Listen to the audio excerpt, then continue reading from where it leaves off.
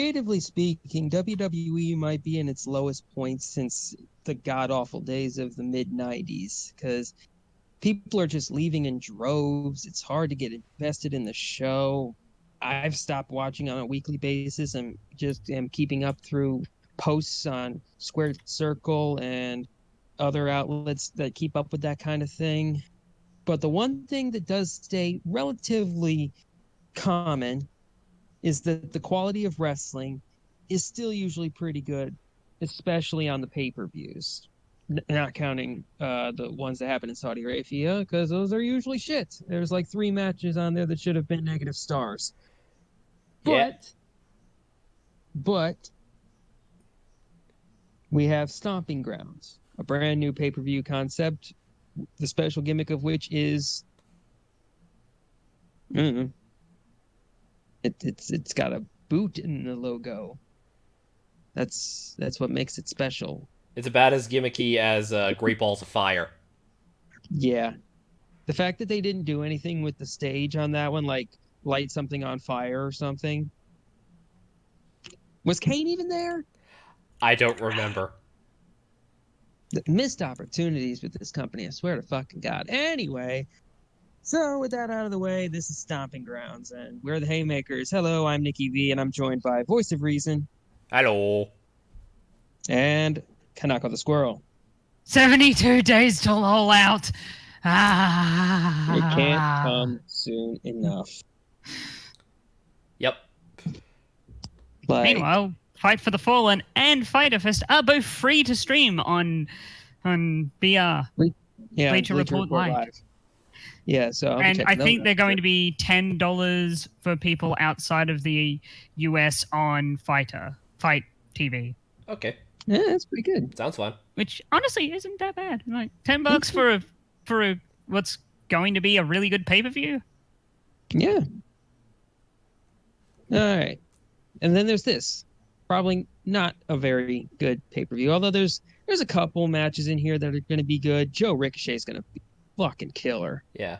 Well, that's as long as the writing holds it up. And, they can actually fill the stadium or fill the arena. They're selling tickets at 2 for 1. That's not good.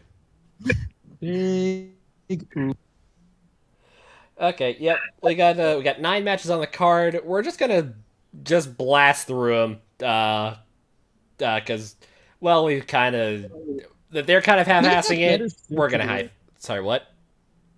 We got better shit to do than this. Yeah, like fucking Stomping Grounds.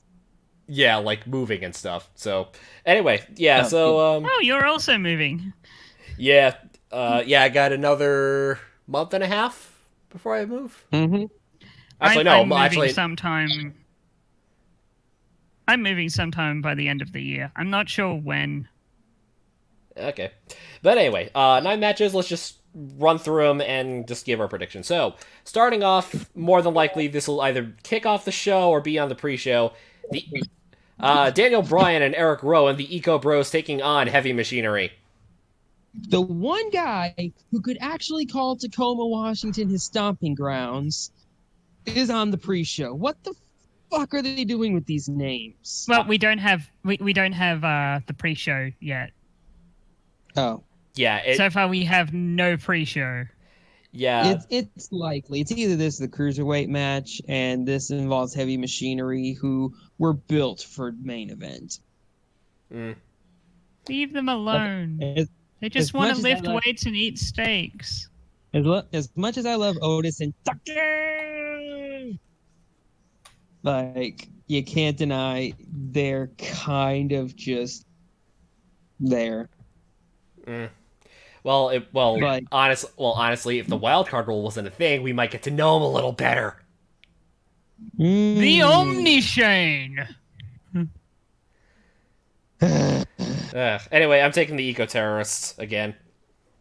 I'm going with Heavy Machinery. I want my boys to win. Aren't that nice? Honestly, I would rather see I would rather see Daniel Bryan be doing something better than being in a tag team at the moment. That's fair. Maybe he'll be back for either Extreme or SummerSlam. Yeah, I wouldn't be shocked. Like he's big enough Huh. that he could be in a title match like that with somebody bigger. Yep. So. Anyway, next match. Oh, by the way, I'm taking I'm taking V Generation X. Yes. I kept that from last time. Yeah. All right. Next Yeah. match. Cruiserweights. Tony Nese defends his title against Akira Tozawa and Drew Gulak. These are three guys that I like. I think this is going to be a great match. Yeah.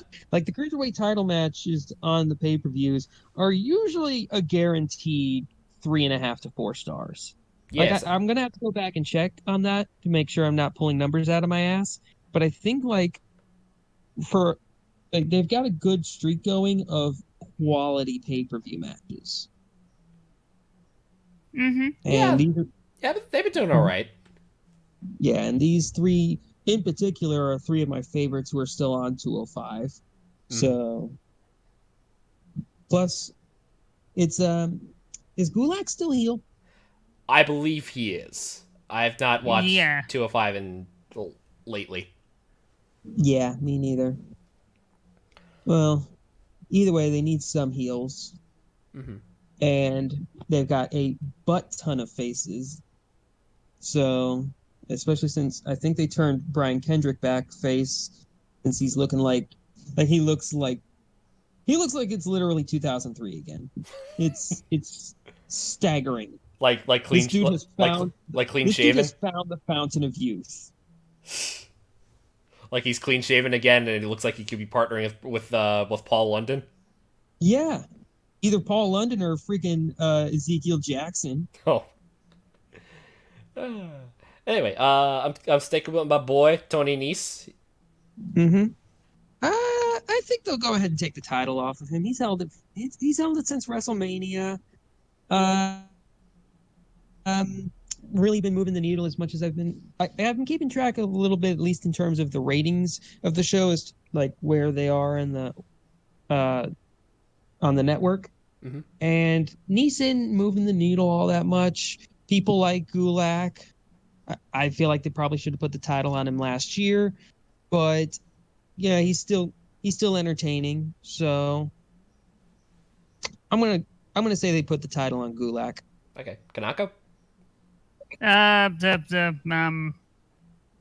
Niece, yeah, that thing. All right. Mm-hmm. Okay. Shows how much I give a shit about this pay-per-view. Yeah, although I do wish they would put the title on Tozawa again, because I feel like out of these three, Tozawa has the highest potential of crowd interaction. Because I remember when he took the title off of Neville right before SummerSlam a couple years ago, and the crowd just lost their fucking minds. Yeah, that was crazy cool. That I watched that. It's almost as if he naturally got over. Mm-hmm. Yeah, and he doesn't even have to speak a whole lot of English to do it. Like, he speaks decent English, but the most the most he ever usually says is "You're fire." So wait, he's become one of the pill bugs from Bug's Life? I made this joke 3 months ago. I swear to God. No, that was like a year ago. Oh yeah. Well, he keeps popping in and out of the title picture, so it was at some point. Okay. Anyway, next match, U.S. title. Samoa Joe takes on Ricochet. This match is gonna be so good. If the bookers let them. Oh, they'll let him. Like if the series that he's had with Cesaro is any indication, they're just gonna let him go nuts. Oh yeah. Because those matches, magnifique. That's the one good part of Raw, watching Cesaro and Ricochet just go ham on each other. Oh yeah, I've watched when they were at Times Union when they started their feud. By the way, my local local news, the one that I work for, interviewed Cesaro. Mm-hmm. And they had our anchor, who's the only wrestling person there. He usually works the afternoon shift, but he came in for the morning just to do the Times Union Center on Raw to hang out with Cesaro. I do not blame him. I want to hang out with Cesaro. Yeah, he did some training. He used the box where you have to jump up and stand up, and then I forgot the name of the other belt. The weight where it's sort of like a bell. I think it's called like a bell weight. Yeah, that's the correct term. Aha, I got it right. Yes. It was fun. That was a fun morning segment. But anyway, I think Ricochet. I think this is one of 2 matches that I have that the titles are changing hands. So I'm picking Ricochet to take it off of Joe. I know it's weird that it's going to be on a kind of a lackluster pay-per-view, but if there's one thing that'll probably get the numbers back on Raw, I'd say it would probably be a title change. I would say just as long as keep putting Ricochet on television and letting him have great matches, like that'll at least help a little bit. It's as if people want to watch good wrestling on their wrestling show. No, that's crazy. That's fucking madness you're talking. Like, clearly they want to see Alexa Bliss interview Bayley for the 19th time. And the Omnishane. Yes, I'm going to keep ripping that off. Fuck you. But anyway, who do you got? Who you got for this match? Joe, because yeah, I will also be taking Joe. Okie dokie. Alright, next is a traditional tag match. The New Day, Big E and Xavier Woods, taking on Sammy and Kevin. For this one, I think they need to start building up Kevin and Sammy as legitimate threats for the title. Like, I think they're going to be taking the title off of Kofi soon. Not here, but soon. And if they do that, then, first off, I think whoever Kofi gets or loses the title to will drop it to Roman. But then after that, they'll need some more heels to be in a position to fight for the title, and I think Kevin and Sammy could be in that position. So, yeah, Kevin and Sammy. Yeah, I think so. The New Day can absolutely eat this loss. Yeah, I could. Sammy and Kevin definitely need it. So yeah, I'm taking them. New Day wins. New Day wins. Okie dokie. I'm also balancing out a couple of heels that I'm having win. Because... all right. Okay, next on the card we have Roman Reigns versus Drew McIntyre. The rematch from WrestleMania, which we already had a rematch for. A rematch for a rematch. Yeah. It's almost like they're out of ideas. Yeah, here's where the face is gonna win. He'll win. Oh. I got face. I got face winning, even though again I like Roman. And look. Okay, even though Roman lost the match, it shouldn't have been to Shane McMahon, of all people. What's the matter? I thought you wanted Roman to start taking losses. From someone who was credible. He's my son. He's the most credible person in the roster. He's the best in the world. 20 minutes later. Looks at watch. They are not paying Greg Hamilton enough. Nope. I don't care what they are paying him. It's not enough.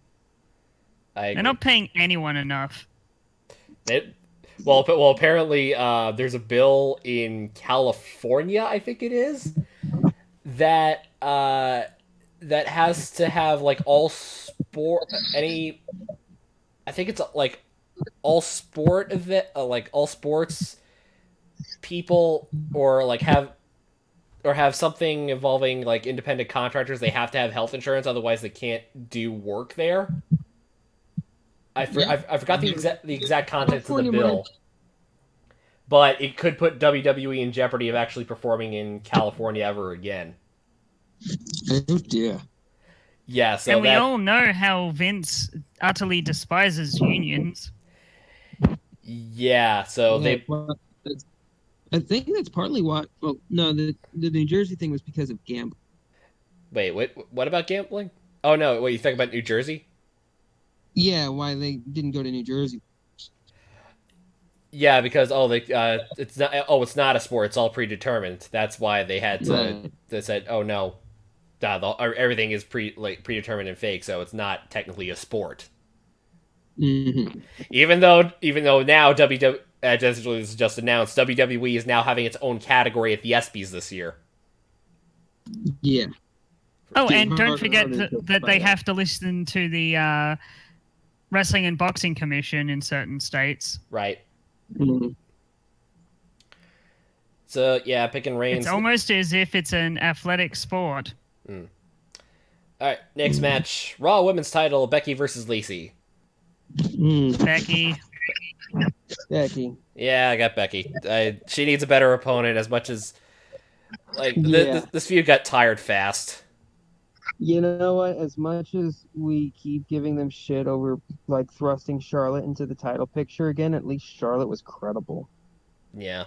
Like, and people gave a shit even if they were booing. Like, Lacey, I have nothing but indifference for. That's because they don't know how to build talent. Yeah. Bayley's doing all right on the other side, but I have worries about that match. Yeah.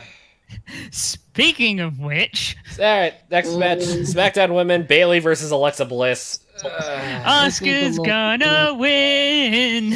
I don't trust WWE with a shit anymore. Look, Did you say Asuka? Yeah, I think you said I think you said Asuka. I think you meant Alexa. I said Alexa. No, you said Asuka. You said. Fuck you. I mean, I like to see Asuka win again, but yeah. Why do they have to put Asuka in a fucking tag team? Because there are no legitimate women's tag teams outside of the Iconics. Yeah, I was about to say they might win the. They're apparently having a title match in Tokyo. I want to watch that. That's neat. I want to watch that. That sounds nice. But yeah, actually, like I hate the fact that Bayley and Alexa are feuding again. They do not have good chemistry, and both of their matches in 2017 were terrible. Mm-hmm.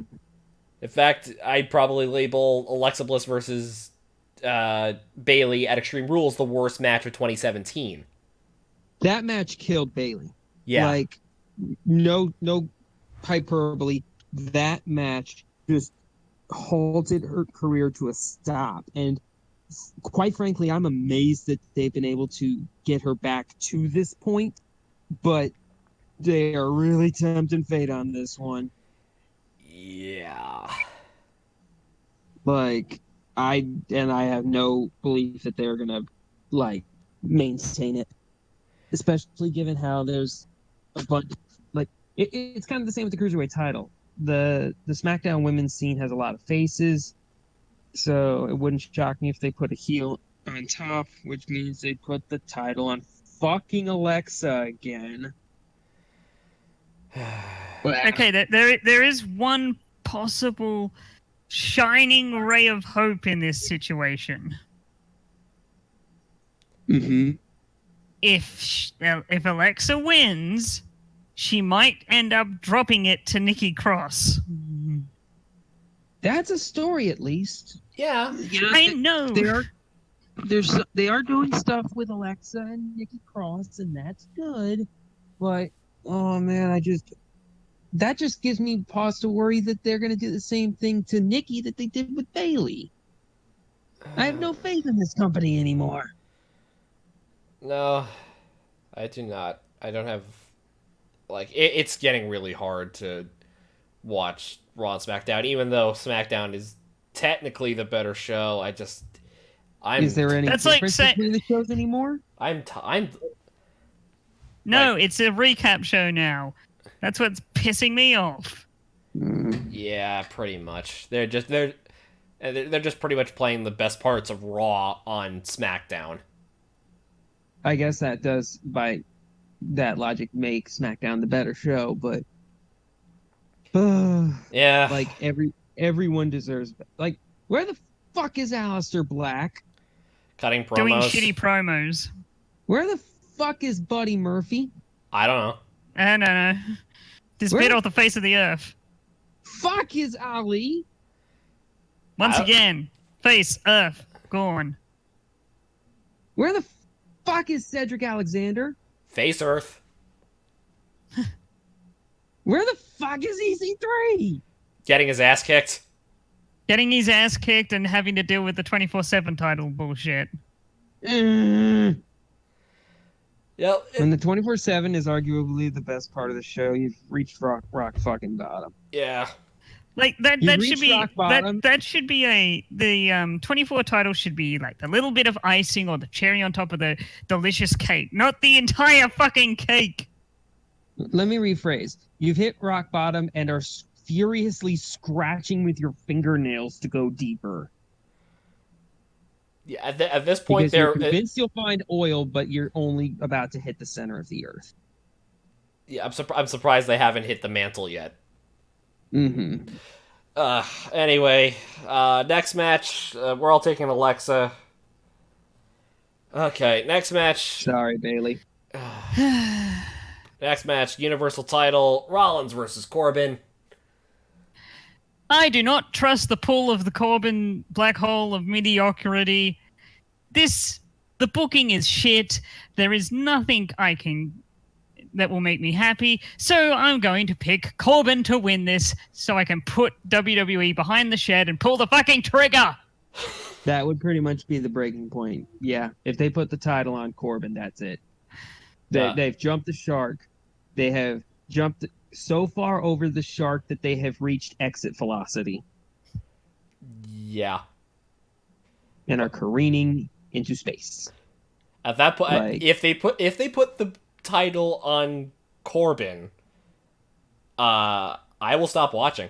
I will cancel I will cancel my subscription to the network. I already canceled the network. Well, I know. Well, I will cancel my subscription to the network, and I will solely rely on AEW when it comes out later this year. Yeah, if that happens, this channel is becoming exclusively becoming an AEW predictions show. AEW indie show, yeah, pretty much. Yeah. Why do you think I've been? Why do you think I've been lining up really good indie stuff for you guys to watch? Fair enough. That's the one thing that gives me optimism about this match is that they put Corbin in the title picture so many times, and they have had no problems with making him look like a chump. So that special guest referee, I have a prediction. Oh. Mm-hmm. And this is where you're going to hate me.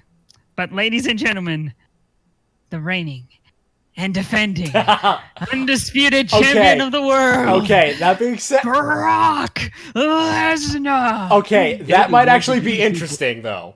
It'd be worth it just to see Brock in that in referee outfit. Oh my god, that would be amazing. Because then he could basically suplex everyone to death, drape someone over someone else, do more suplexes, and take the title back. Okay, I'm on board with this. Corbin wins the title. Corbin gets instantly pinned by Brock. Yeah, I could actually. I can see that. The only question I have is Corbin that stupid? Yes. Yes. I'm just kidding. Of course he's that fucking stupid. I would be surprised if they do that. But even though I still will pick Rollins over in this case. You know what that would be? Honestly, Good it would rally. work. Honestly, if Brock is the the referee and uses this to become the champion, he doesn't care who ends up getting pinned because he's going to beat the living hell out of both of them. Right. I was about to say, he can do that anyway during the match. He's the referee. What's he going to do? Disqualify himself? I know. Yeah, okay. I'll still take Rollins in this. Nikki, who you got? I'm taking Rollins, but, like, you're really talking me into a Lesnar cash-in afterwards. Oh, yeah, like, that's the only thing that is honestly going to... There are two things that I could see that would make this match interesting and fun. Rollins beating the absolute bloody shit out of Corbin and ending the match in under a minute. That'd be nice. Hey, That'd be nice. Lesnar in, like, what, 2 minutes? 3, I think? Yeah, So like by 2 or that 3 logic, minutes. By that logic, he should be able to just beast mode people at this point. He killed Bork in, like, the amount of time it takes to brew a cup of coffee. Yep. Now, it's either that or it's the Lesnar cash-in. Right. Either way, it's going to be... Either way, that'll be interesting. You know what they were going to actually do? Shane's going to be a special guest ref. Yeah, Shane isn't on this card. I was about to say, he's not on this card. When was the last time he wasn't on a card? Speaking of Shane McMahon and booking and possible futures, Kofi Kingston versus Dolph Ziggler. And a steel cage, which we had last pay-per-view. Not counting Saudi. Yep. So don't get me wrong. He's a decent wrestler. But he's boring as fuck at this point. Yeah, like, I would say maybe he needs a face turn because as a heel, he just puts me... I think he needs a new gimmick. He needs something. He needs anything. Honestly, maybe that something needs to be a future endeavoring, but that's never going to happen. He's got a job for life there. No, his contract is far too long for... At this point, he's a road agent. He's a lifer. Yeah. If what he should have done, and in my opinion, this is what he should have done. Last time his contract was coming up, leave and go to the independent scene. Yeah. I agree with that. Uh-huh. But as it stands now, he is a very fringe title contender. I see no universe. I have seen 6 billion universes, and none of them have Dolph Ziggler as the WWE champion. Yeah, I hate to say it, but yeah. Honestly, the best chance he had was back in 2016 when he faced Dean Ambrose. But yeah, I'm going Kofi. He's retaining. Kofi. To later lose it to a certain McMahon. Triple H? No. You know what? It'd be preferable. Yeah. It'd be preferable to the alternative. Yeah. Anyway. Fucking Stephanie. Oh god. Actually, I would take. Honestly, I would take Stephanie. That would mean mixed gender matches. I'm fine with this. Yeah, so that concludes our Stomping Grounds prediction. We kind of half-assed it, but then again, so is WWE. Next time, if we don't quit, we'll see you at Extreme Rules.